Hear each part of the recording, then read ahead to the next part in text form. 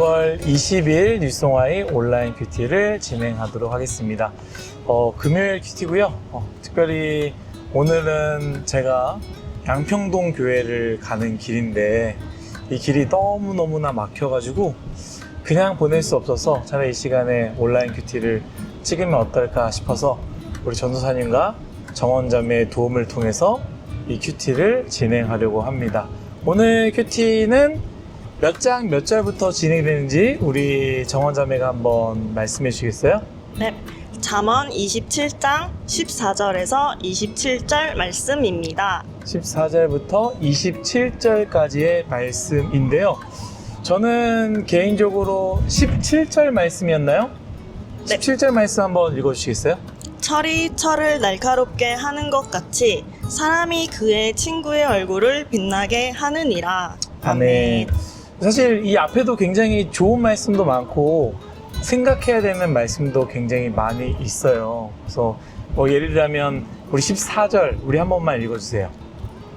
이른 아침에 큰 소리로 자기 이웃을 축복하면 도리어 저주같이 여기게 되리라. 아멘. 아멘. 분명히 좋은 이야기인데 상대에 따라서 이 축복이 저주가 될 수 있다라는 것이죠. 그 받는 사람이 어떤 상황이고 받는 사람이 어떤 여건에 있냐에 따라서 우리가 그 사랑도 혹은 그 축복도 나눠줘야지, 그 사람이 그렇지 않은 상황인데 내가 좋다고 억지로 강요하고 주는 것은 좋지 않을 수 있다라는 생각을 하게 됩니다. 예전에 제가 20살 때 캄보디아를 처음으로 단기 선교를 갔는데 그 사람들의 문화, 저는 아직도 이해할 수 없고, 그리고 정말로 그 사람들의 문화인지 모르겠지만 이 자기네 집 앞에 있는 곳을 청소하지 않고 쓰레기를 두는 거를 그냥 방치하더라고요. 그래서 저희 단기 선교팀이 어떻게 했느냐, 우리가 선교하는 마음으로 이것을 좀 청소해주면 좋겠다 했는데 거기에 좀 있었던 분들이 뭐라고 말하냐면 그 사람이 원하지 않는다. 그럼 우리가 아무리 깨끗한 게 좋고 치워야 된다라고 할지라도 그 사람이 원치 않는 거를 강요하는 게 맞느냐라는 이야기를 했던 기억이 났습니다. 정말로 우리가 사랑도 축복도 혹은 좋은 것도 그 사람에게 맞춰서 나눠줘야 되지 않을까라는 생각을 하게 되고요. 우리 다음 절 말씀을 한번 읽어주시겠어요? 다투는 여자는 비 오는 날에 이어 떨어지는 물방울이라. 아멘. 다투는 여인은 비 오는 날에 이어 떨어지는 물방울이라. 이어 떨어지는 물방울이다. 이렇게 말씀을 들으면 무슨 말씀인지 모르지만 다음 절과 연결이 되어 있거든요. 우리 다음 절 말씀도 한번 읽어주시겠어요? 그를 제어하기가 바람을 제어하는 것 같고 오른손으로 기름을 움키는 것 같으니라. 네, 그를 제어하는 것이 바람을 제어하는 것. 그러니까 사실 바람을 제어하기 어렵다라는 거죠. 그리고 또 뭘 얘기하냐면 오른손으로 기름을 움켜쥐는다고 했지만 여러분, 기름을 움켜쥘 수 있습니까? 심지어 이 잠언의 지혜자는 일부러 오른손이라는 얘기를 해요. 이 이유가 무엇이냐? 주된 손이 오른손이고 오른손으로 컨트롤을 다 할 수 있다라고 생각하지만 그 오른손이라도 기름은 마음대로 할 수 없다라는 것을 이야기하는 거죠. 누가? 어떤 것을? 바로 다투는 여인을 이렇게 제어하는 것이 어렵다라는 것이죠. 그래서 이 잠언은 그럼 무엇을 말하느냐? 이 다투는 여인 곁에 가지 마라. 혹은 다투는 여인과 함께 하지 말아라. 다투는 여인을 말리지 말아라. 이 얘기가 하는 게 아니라고요. 이 다투는 것이 미련하다라는 것을 이 잠언은 얘기하는 것이죠. 다툴 때에 누군가 다투는 그 사람들은 그 당시 그 마음을 제어하기도 어렵고 옆에 있는 사람이 말리려고 해도 말릴 수 없으니 다투는 사람이 되지 않았으면 하는 것, 요거를 지혜자는 이야기하는 것입니다. 실제로 싸워보면은 앞뒤 분간 못하는 사람들 많이 있지 않습니까? 그리고 굉장히 분노함으로 막 다 부시고 나서 깨뜨리고 나서 돌아보니 후회될 것이고 돌아보니 다시 돈 주고 고쳐야 될 것들이 얼마나 많이 있는지 몰라요. 후회해도 이미 늦은 것이죠. 이처럼 다투는 것 자체가 참 미련한 짓이다라는 것을 우리가 기억했으면 좋겠습니다. 자, 마지막 말씀, 그 다음 우리 제가 정한 말씀 한번 읽어볼까요? 철이 철을 날카롭게 하는 것 같이 사람이 그의 친구의 얼굴을 빛나게 하느니라. 아멘. 네, 철이 철을 날카롭게 한다라고 합니다. 그러니까 철은 스스로 날카로워질 수가 없죠. 철 하나가 있는데 그 하나가 빛날 수는 없습니다. 날카로워질 수 없어요.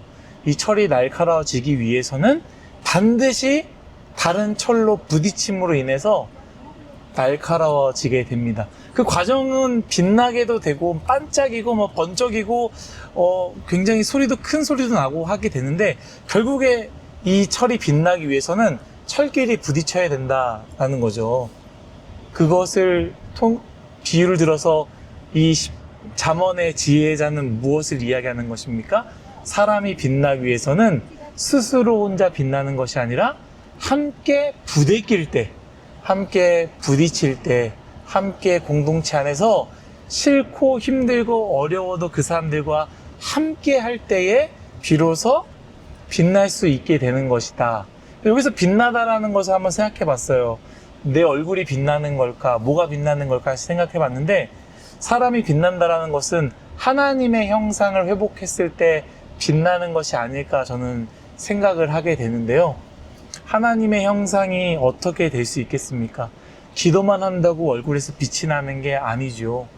특별히 겸손을 배우는 것, 그리고 사랑을 배우는 것은요, 기도만 한다고 해서 되는 것은 아닌 것 같습니다.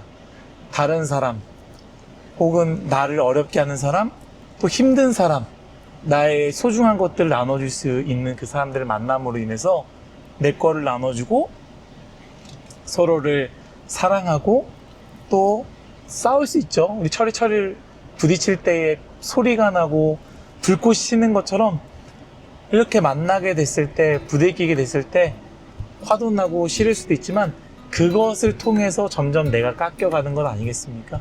여러분, 혼자서는 절대로 성장할 수 없고요. 혼자서는 빛날 수가 없습니다. 공동체를 피해서 나는 부대끼는 거 너무 싫고 그냥 혼자 조용히 평안히 있고 싶어, 이런 마음을 가지고 그렇게 떠나게 되면요, 아무것도 바뀌는 것은 없습니다. 여러분, 교회 공동체 안에 들어와서 서로 부대끼고 부딪히고 때로는 싸울 수도 있고 싫은 말을 할 수도 있고 상처될 수 있지만 결국 그것이 나로 하여금 하나님의 형상으로 가깝게 가게 하는 것, 그걸 통해서 정말로 나의 인생이 빛나는, 얼굴에서 빛이 나는 그런 일이 일어나지 않을까 라는 생각을 하게 됩니다. 여러분, 차 안에서 제가 운전하면서 하느라 좀 잘 정리도 안 된 것 같고 그렇긴 하지만 그래도 여러분 주신 이 지혜의 말씀을 우리 마음 가운데 서로 담고 새겼으면 좋겠습니다. 기도함으로 마치도록 하겠습니다. 하나님, 감사합니다. 오늘 주신 또 지혜의 말씀을 내 안에 새겨 그 지혜의 말씀을 듣는 지혜로운 인생이 되게 하여 주옵소서. 특별히 주님 원하기는 혼자서 살아가는 것이 아니라 공동체 안에서 부대끼더라도 힘들더라도 부딪히더라도 싸우더라도 그 안에서 사람들을 통하여 하나님의 형상으로 조금 더 가까이 나아갈 수 있는 우리 모두가 되게 하여 주옵소서. 감사하며 예수님의 이름으로 기도드렸습니다. 아멘. 여러분, 화이팅입니다. 양평동 교회 도착했어요. 우리 정원자매는 그 정한 말씀을 왜 그렇게 선택하고 이유가 뭐예요? 사실 읽으면서 무슨 말인지 잘 모르겠어서 그래서 다 같이 알고자 선택했습니다. 다시 한번 그 말씀을 읽어주시겠어요? 물에 비치면 얼굴이 서로 같은 것 같이 사람의 마음도 서로 비치느니라. 아멘. 아멘. 굉장히 좋은 말씀인 것 같은데 느낌은? 그런데 이제 이게 무슨 말인지 이해가 안 되는데 정원자매는 아시겠어요?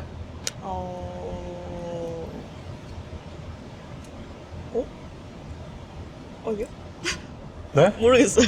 그럼 왜 선택하신 거예요? 몰라서 선택했어요. 이상한 사람이죠. 아, 모르는데 왜 선택해? 모르는데.